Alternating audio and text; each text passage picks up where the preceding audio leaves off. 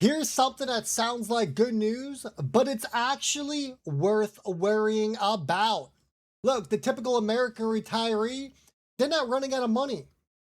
They're not blowing through their portfolio. They're not taking or making these reckless withdrawals. In fact, researchers have found that the median withdrawal rate from retirement portfolios is only around 2% per year, well below even the most conservative safe withdrawals guidelines.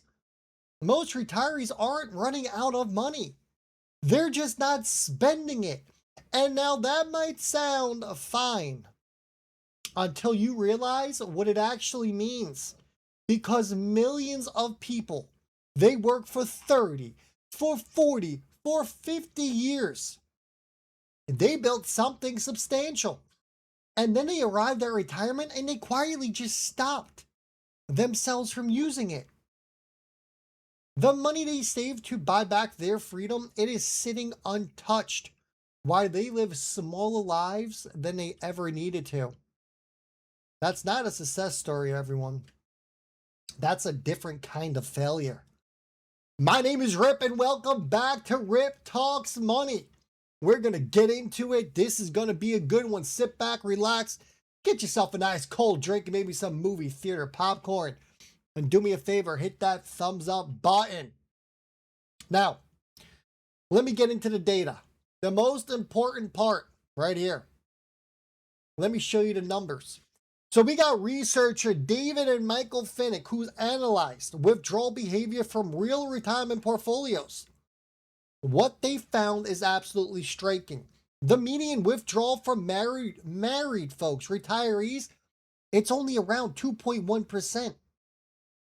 And for a single retiree, it's about 1.9%. The safe withdrawal rate that they always talk to you about, tell you about, is 4%. That's been the benchmark for decades. And they're at about half of it. And there's another study here that was done by JP Morgan. Everyone knows JP Morgan.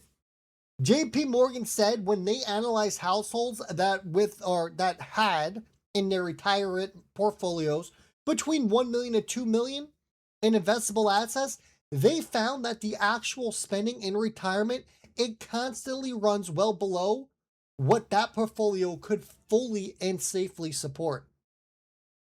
At the $3 million level, they said the gap between what's possible and what people actually spend, it gets even wider.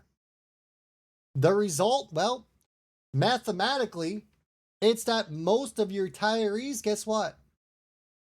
They die with more money than they retired with. Their portfolios are growing faster than they're spending. Not because the math required it, but because the psychology did. So let's talk about it. Let's understand why this happens. Because when you understand why it happens, you can do something about it. And it all comes down to how we mentally label our money. Here's the thing about labels. When money shows up as income, a social security check, a pension payment, a paycheck, your brain instantly categorizes it as, is it spendable? It arrived as a deposit. It feels like money you were earned this month, so you spend it. But when money sits in a portfolio, like a retirement account, a balance you log in and check, your brain categorizes that differently. You start thinking, you're like, look, this is an asset, something to be protected, something I spent my entire career building towards.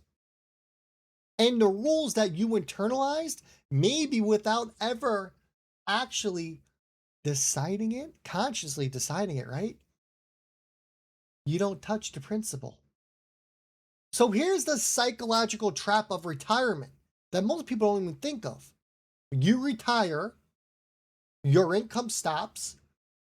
The primary thing you now have to live on, it is that portfolio. But your portfolio, it doesn't feel like income.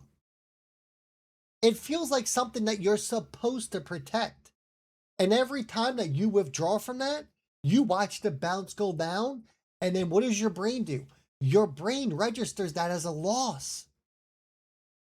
Now, research in behavioral finance, they show that losses hurt the psychology about twice as much as the equivalent gain feels good.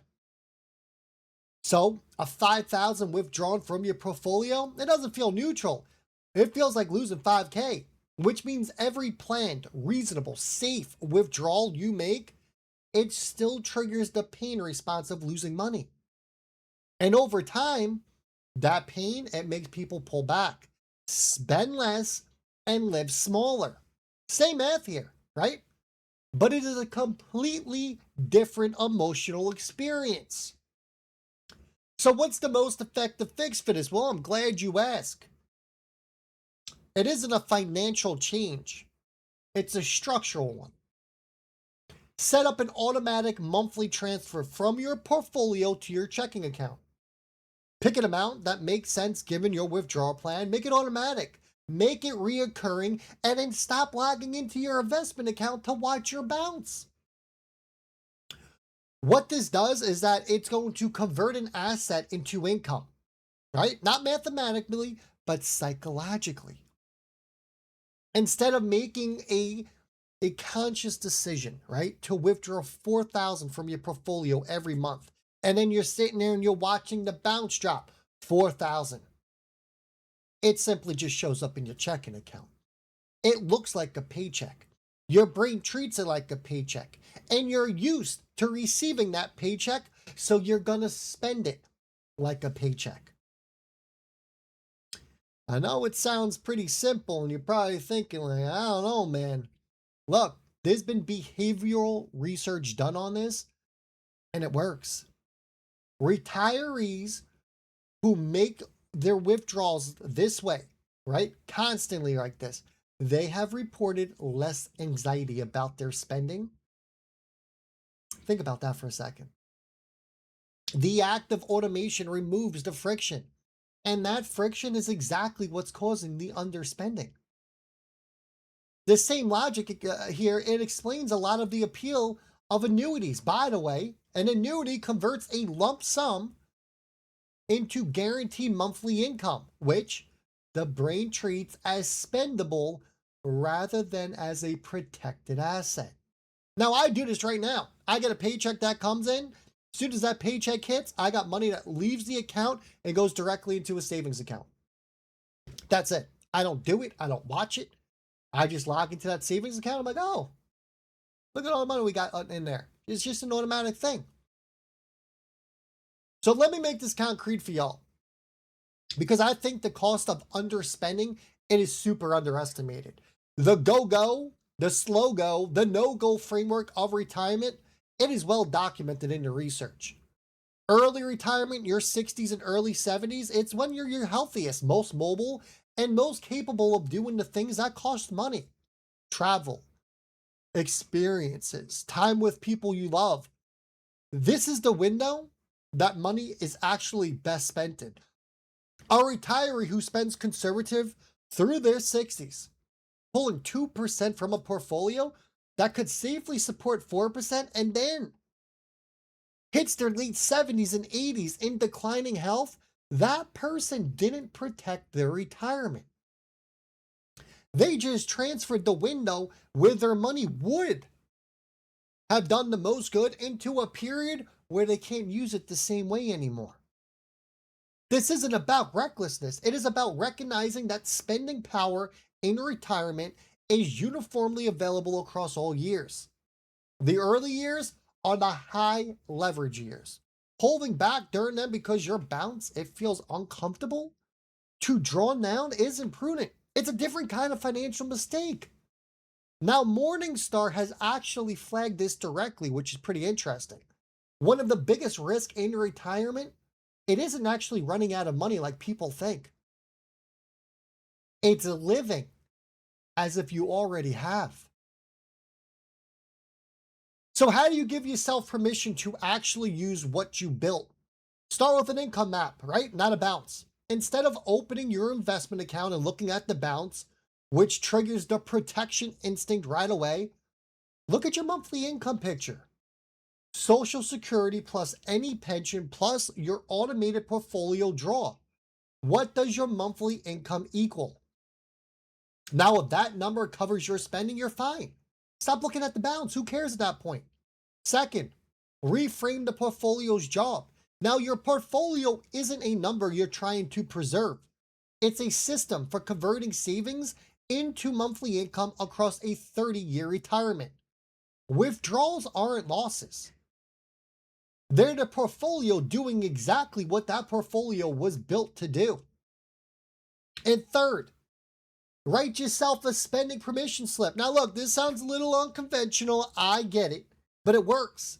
Sit down and explicitly define your monthly baseline, right? Your annual bucket for traveling, expenses, gifting, and your emergency reserve. Give yourself written permission to spend those amounts without second guessing yourself. Make the decision once, then follow up with it. Rather than trying to redecide every single time you try to spend your own money. Folks, the goal is a retirement where your money actually serves your life. Not a retirement where you protect your balance at the expense of living the one you built all this for. Now, look, here's the bottom line. The failure mode that most people fear in retirement is running out of money. But the failure mode that actually happens most often is having plenty of money and living smaller than you need to. The fix isn't financial. It is both structural and psychological. Automate your withdrawals. Build a monthly income picture that you can look at without having anxiety. And give yourself explicit permission to spend what your plan says that you can spend. And don't feel bad about it. You spent decades building this. It was all meant to be used. If this video was useful, you already know what to do. Hit that like button. It really helps me out, especially this is a new channel. The more likes we get, the more YouTube will start trusting the show. And that's going to do it for me. Make sure you subscribe, and I'll see all y'all on the next one.